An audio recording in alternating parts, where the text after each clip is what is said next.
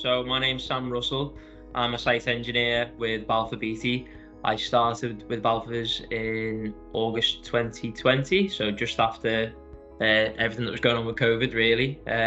So it's coming up to 3 years that I've been here now, and I'm currently on a job in Crewe, Northwest Crewe package, which is right next to Leighton Hospital. I joined after I'd finished my degree, so I did a degree in civil engineering with project management at the University of Leeds. But I suppose I'll go back really and say how I got to that point of doing my degree. So when I was younger, I didn't really know what I wanted to do, but my scout leader was a project manager and a civil engineer. They cancelled work experience in my school, but I managed to organise to do some placements outside of school time. So I think during Easter and the half terms. So I went along to it was a hospital job actually, Old Hay Hospital in Liverpool, and I loved it. I just did a bit of shadowing, work experience, really enjoyed it, and I realised that the subjects that I could use for it were subjects that I was interested in. So I tailored my A-level choices, which is what I did. So I did maths, physics and geography. The maths and physics being the two that were required really, and geography was just something that I was interested in, found a bit fun. So yeah, I finished my A-levels and I applied for civil engineering degrees. And at the same time, I also applied for a scholarship with the ICE, which is the Institute of Civil Engineers. So I got my place in University of Leeds and I got my place on the scholarship. That was with another company. And as part of that scholarship, I did a summer placement every year in between my university years. And then I opted in to do a sandwich year, which meant that I did year one, a placement that summer, year two, a full year placement, then year three, and another summer placement before graduating.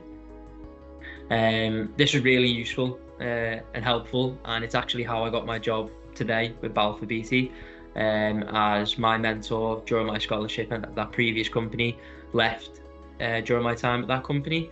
And when I was looking for a job after I graduated, I just put the feelers out to everyone that I knew, and yeah, lo and behold, that's how I got this job. So it's definitely good to get yourself out there in any industry, I suppose.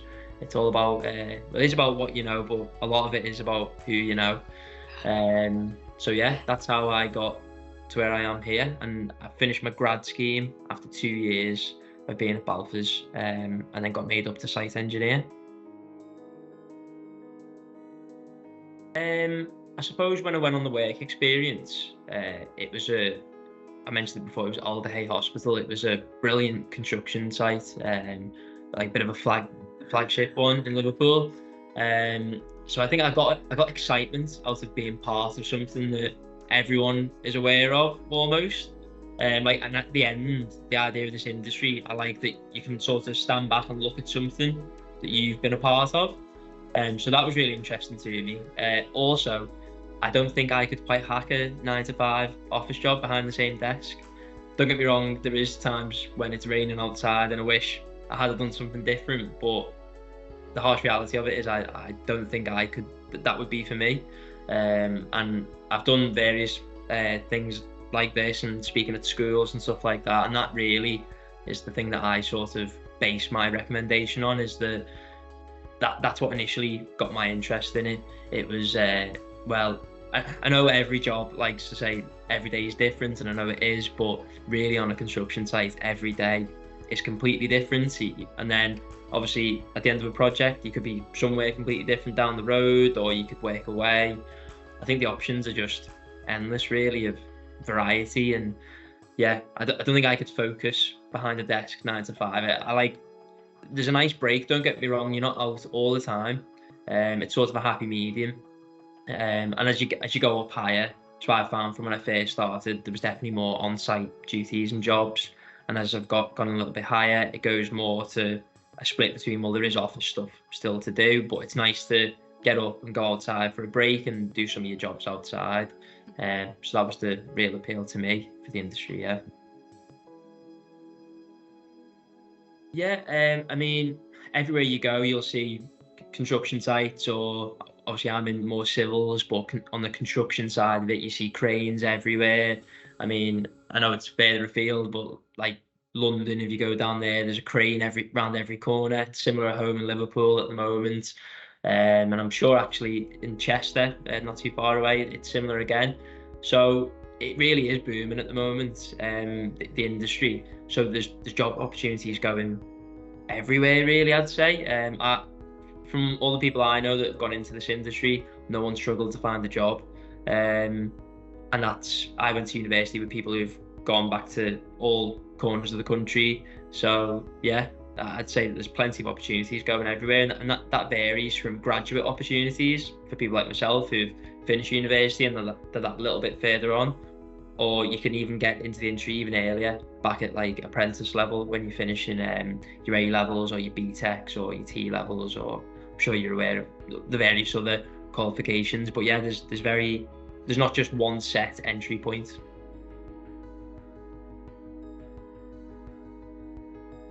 Definitely, yeah. As I've just said, I went for the graduate route, but then I've got people who work here with me at the moment. There's three apprentices actually, and a lad I work with who finished his apprenticeship last year. So they've come out at the end of the day. They've got the same degree that I've got. That took me 3 years plus my year in industry to get.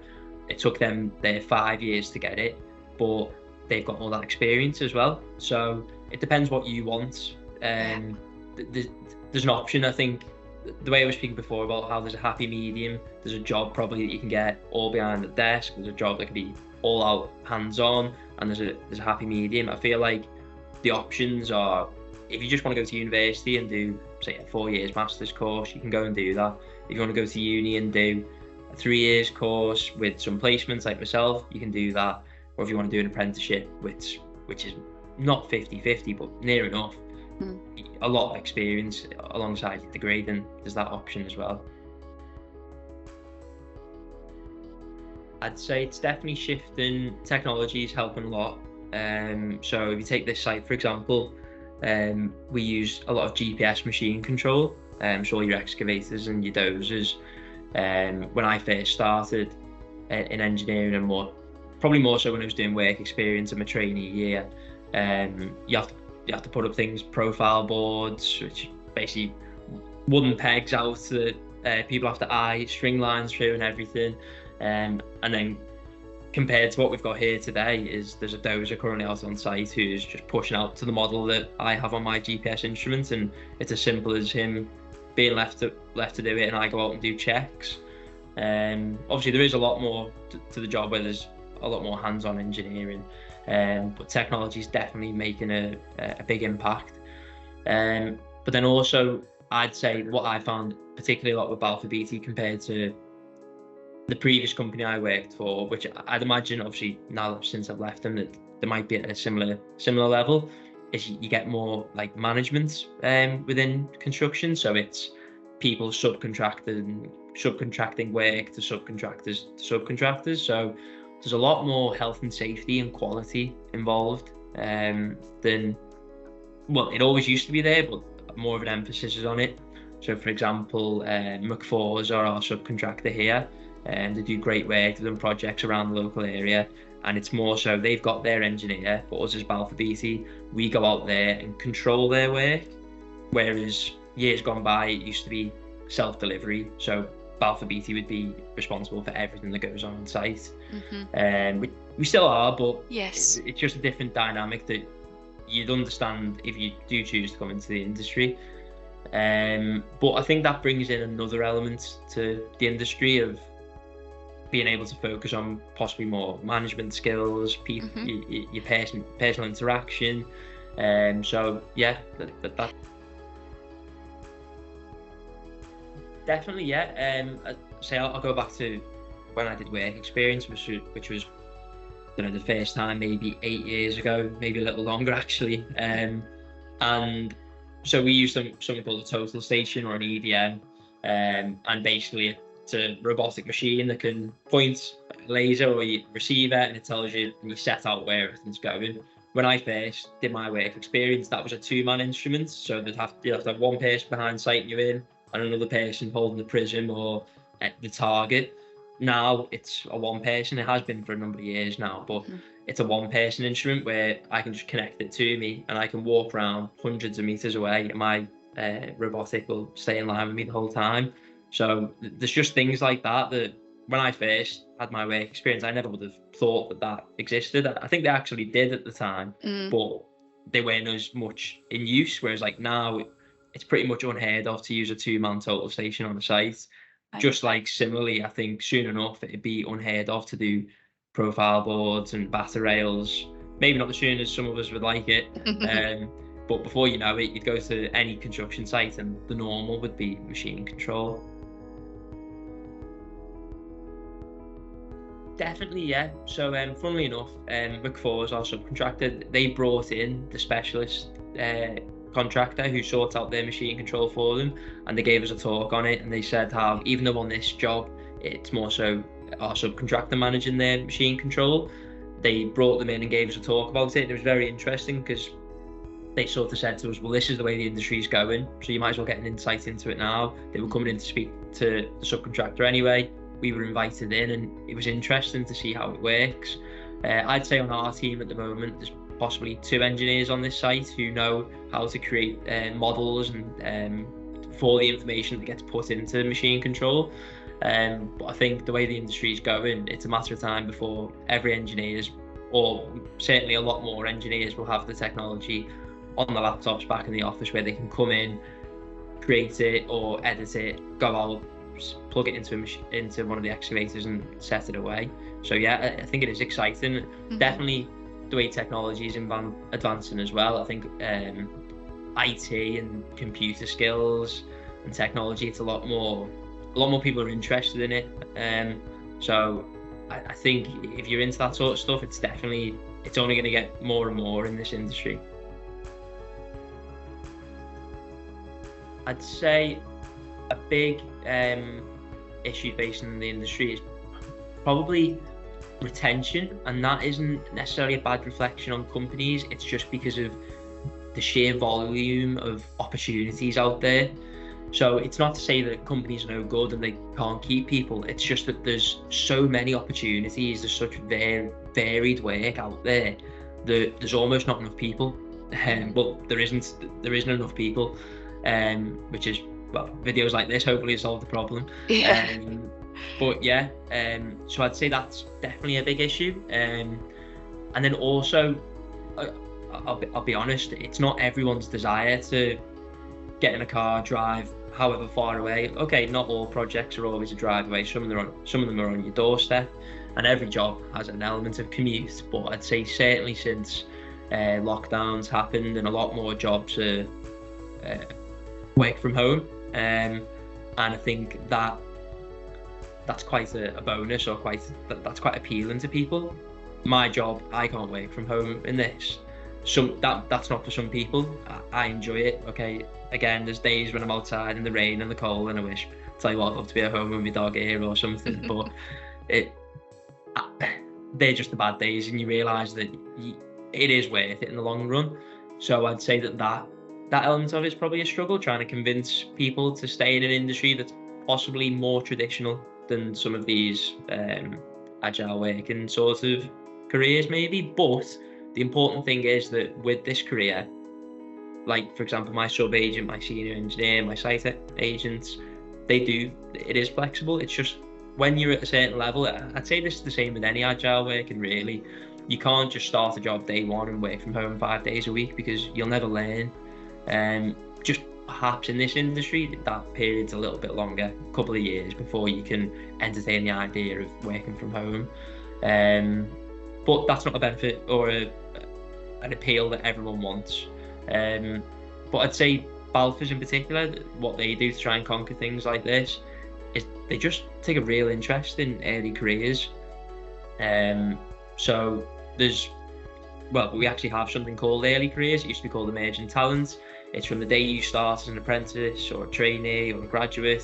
You've got constant training, you've got away days, you've got everyone in the company has a performance review twice a year, but I feel obviously yet to have many outside of the early careers, but they're tailored to how can we make Sam or whoever it is a better employee for us.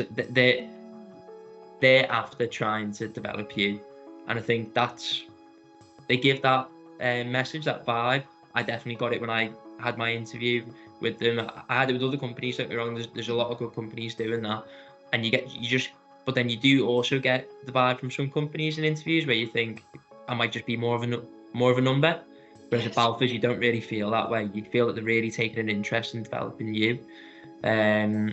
So yeah, I'd say that's how they're really getting people to stay. Yeah, so the early careers program, as I say, so I've been 3 or 4 times to the Lake District. You get given a graduate cohort when you join. It's the same when you're an apprentice. You get given a cohort, and you go on these team building days, and you get sent on loads of different training. So I've been sent on my SMSTS, which means that's like a site management level thing. So that's a real big jump in progression. In terms of construction sites, it means that you can be left responsible for works. Similarly, you'll get thrown on first aid courses, which again is, in construction in particular, very critical. Once you have those qualifications and the correct level of competency, you can be left to manage works, and they don't throw you in stuff like that straight away, but they are keen to put you in it as soon as you're ready for it. I'd say that's another good thing about what I've experienced as well, and seeing other people at my level or various other levels, is there isn't one path for everyone. So it's not like you come on this day and you will become this level then, this level then. It's not like that. It's things will happen for you. Things will get put in place for you as and when you are ready for them, and they will do everything they can to make you ready for them as soon as possible, and at the right time, which ends up being at the right time. But yeah, I'd say that's how the progression is. So since I've been at Balfour Beatty, I did my 2-year graduate course. I was made up to a site engineer when I completed that, and I'm currently, fingers crossed, working towards my section engineer job. So currently, as we stand, I'm responsible for a section of works out on site, and again, that's because my project team felt that they had the confidence to do that. So it happens at the right time if you're confident enough, and you will become confident enough if you've got the right skills, because Balfour's allow that to happen. But yeah, I'd say that's where I see myself going. I've also, professional qualification wise, Balfour Beatty support you with all of that, and they pay for your membership. There's for myself, it's the ICE. So there's every 2 months, I think, we have a call between everyone who's going for membership. So I completed my engineering technician membership level after a year of being on the graduate, and I'm currently working towards my incorporated level, which is the level you have to do I just have a bachelor's degree. If you've got your master's, you can go straight to chartered, but for me the route is technician, incorporated, then chartered. So that's my progression, what my hopes are anyway. Yeah, trying to think. So obviously, as I say, there's a lot of on-the-job training, training days, away days, team building, your professional qualification. I believe as well, I'd already completed it before I joined, but when you first join as an apprentice, there's a Duke of Edinburgh award scheme as well. So if you haven't done that before and you're an apprentice or a graduate, I think it's up to a certain age. I can't remember whether it's 24, 25, say, something like that. It might even be a little bit younger, but there's an option to do that. We've just had a couple of people from our team here go down and do a rugby tournament down in London. That was it was a charity event, but it was hosted by Balfour Beatty, and it was Balfour Beatty teams and other people in the supply chain, so subcontractors, designers that we work with, clients, or enter teams and stuff. So there's opportunities like that. I'd say that's all that comes to mind at the moment. I think teamwork's an important one. I know a lot of jobs will have that, but it definitely is. There's definitely got to be a good level of morale and a good team ethic, because on days where things aren't going right, you're outside and the design isn't quite matching up, or there's been issues with something, it's really important to have a team that works together well and gels together. But also, not just within our team, you have to be able to work together with any gang of operatives or supervisors that are put in front of you. So quite often it's the same subcontractor you're working with day in, day out on a project, but there is other subcontractors that come in and out, and they need someone who can be that person who can interact with anyone on any day. I'd say you can't go wrong if you just work hard. I know that seems like really simple, but it just goes a long way. It's not a job or an industry that you can sit back. Everything does move at 100 miles an hour. It's fine if you've got a good team and you've got an ethic to work. You're not going to be trampled with work. I know I say it goes fast, but you won't be. As long as you're determined and you're keen. Keen's probably another one that I think every time we've had placement students, for example, we've had 2 from Cheshire College. That word, I can count how many times that had been used about the people who we've had. Oh, they seem keen, they seem really enthusiastic. Oh yeah, have you heard of? Oh yeah, he seems keen. That's all you have to do, and I think that's all that got me my initial. Like for example, my year in industry. Okay, yeah, I had the summer placements lined up, but the thing that won me over my year in industry, because I was at such a low level of, I couldn't really do much. I could just shadow and do small tasks. You can't really win people over with your ability at that point. You can just win people over with your enthusiasm and how keen you are. And I'd say that at the lowest level, entry level, when you're coming in, that's the biggest thing: enthusiasm and wanting to be here.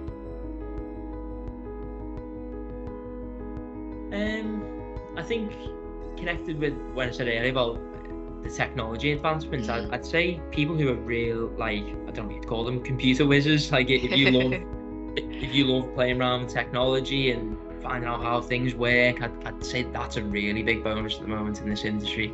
And just creative people as well, because okay, for example, the company I'm in and what we do, we don't design things. That doesn't mean that we don't need to be creative, because things don't always go to plan. The design is made in an office with the basic information that they can make it with, and that's fine, and that is brilliant. But then things do change along the way, and it's down to us to come up with the solutions. And not always, but if we can come up with a solution and put it back to the designer and they say, oh yeah, brilliant, go for it, things happen a lot quicker. But then there's some things that we can't do that with, and we do have to put it to the specialists. But yeah, I'd say creativity, enthusiastic about technology, just good with people. I think that's what the industry needs. Definitely. A section engineer who I work with on this job, and another lad who he came through the ranks with. So they qualified last year, graduated last year. They're already at section engineer level. So they are 24. They finished they started at 18, did their 5-year degree apprenticeship, and they're at a point now where, okay, like I said, I'm going for that role at the moment, but I'm just behind, because obviously, yeah, okay, I had my degree and I did do a bit of placement, so maybe I'm a bit closer than if I hadn't have done any placements or any experience. But they're at a situation where they're at 24, a section engineer already, looking after their own works, 5 years of experience, their degree, and I think they're not far off this year going for their incorporation level chartership, so the ICA. So yeah, it's definitely, it wasn't for me at the time. I wanted to go to university and do what I did, but every time I hear more of, and I see how the guys are getting on here, it's a brilliant opportunity, and I could see if people want to go down that route, I can't think of anything better, to be honest. If you want to go into it, but you're not particularly mad on the university period, you're okay to do it at the same time, I'd say it's a brilliant scheme. So particularly at the moment, we've got 2 students, 2 T-level, I believe they are, students from yourselves at Cheshire College. There's one student who comes once a week, And then we had another student who came and did a 2-week work placement, and off the back of that, from the way they were saying earlier, he seemed really keen, really interested, could only give positive feedback. He's now back and he's doing 1 day a week as well. And that's just on our site. We've got 2 people on our site.